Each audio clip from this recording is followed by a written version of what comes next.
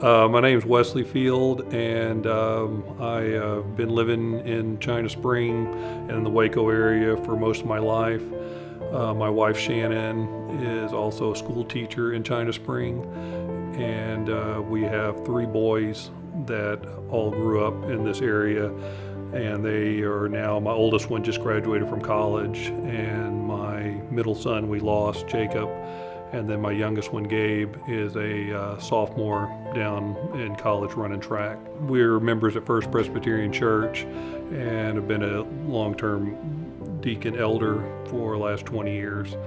We lost our son, Jacob, in October 2018, and he took his life, completed a suicide. He was a sophomore at Oklahoma State.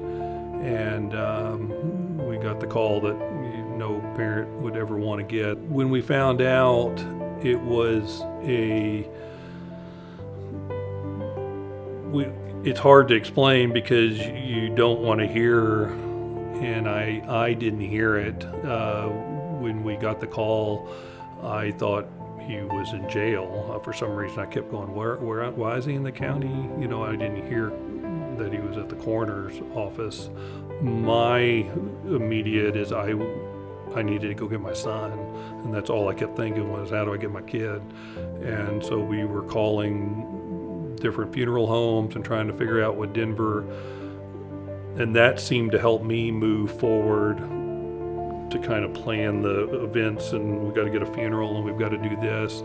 And looking back, I don't know why that was my goal, other than it just allowed me to just not stop, you know. And so you wind up, we'd wake up in the middle of the night because you can't really sleep very well because it's kind of a 24/7 on your mind. And so we did a lot of wake up in the night, go walking, and our motto became, we just got to breathe. You know, we just got to move, we just got to breathe. There was no way to do this except go through it. You couldn't ignore it, you couldn't move around it, you just had to go through this pain. We found support groups, and I read a lot, and I think the best thing that we noticed that seemed to help us was we had a lot of family, we had a lot of friends, and you had to learn the people that could handle it and would talk to you about it or let you talk about it, because it's not most people get very uncomfortable and don't want to, I don't think they mean anything, but they just can't climb in that bucket with you. You know, once you start finding those people and you can kind of tell them your story, and that was it. I just kept wanting to tell a story.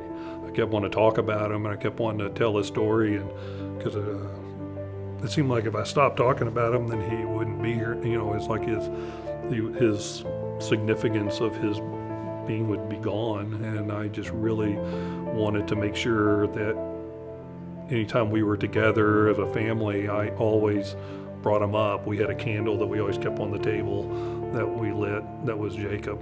And so I think our family did well with that. The first year, you're just surviving. So I would say in the second year, I cannot think of a time, but I noticed I could listen to a certain song or look at a certain picture or think of a certain memory, and I wish it had to have been a little over a year, and I would smile about it instead of start crying about it. And at first I felt kind of guilty, like I should be upset about, you know, it's almost like I don't have the right to be happy. You know, you feel like at that point you're more, this should be my life now. And you kind of come to the realization that he wouldn't want that he'd want you to be happy again. And I want to say when we would sit around and I could talk about him and laugh about it, that seemed to be when I started noticing that it wasn't, I don't want to say it was going to be okay, because it's never okay, but it's something I figured that we would be able to live with. At his 2-year anniversary, we We went and climbed the mountain that he'd gone to, and me and my wife, and I just remember thinking, you know, it just was a very peaceful, very spiritual thing that I was not expecting. I didn't expect to find him there. I didn't do like a lot of people. I felt like they'd see their kids in certain things or have dreams about him, and I didn't have any of that. And that was the first time I ever felt like I saw him. You got to get up in the morning, and you got to move, and you've got to breathe, and you have to. We had other children, so that helped us. And I know that's not the situation for everyone, but it gave us a purpose to, you know, we had to keep going for them. But also, me and my wife learned pretty quickly that the only way we were going to survive this with each other, because we were so both grieving at the same time, and it was so different the way we grieved. I wanted to talk about it, and I wanted to go to different, different groups, and that was not her way, and that was fine. But we had to be kind to each other. I remember asking somebody that had lost their kid, and it was right before Christmas, and I said, "Is this ever going to get better?" And he goes, "No, it's not."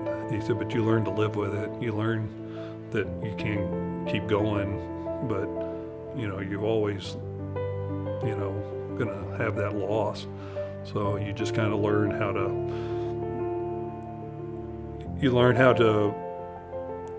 remember him, and you learn how to keep living." We do a lot of hiking, a lot of camping, and I notice when we get outdoors and because that was my son's favorite thing to do, that seems to make, you know, I noticed if I can do the things that I remembered beforehand, running and I can start trying to do them again, then I noticed that and it's kind of a sad thing to say, but you kind of have to pretend, and then it kind of becomes reality, because you have to kind of almost pretend like this is okay, and you got to pretend like you're doing, you know, you're happy, and usually then one day you kind of find out it's, you know, you're not having to pretend about it. My name's Wesley Field, and I'd like you to know that life is possible and hope is real.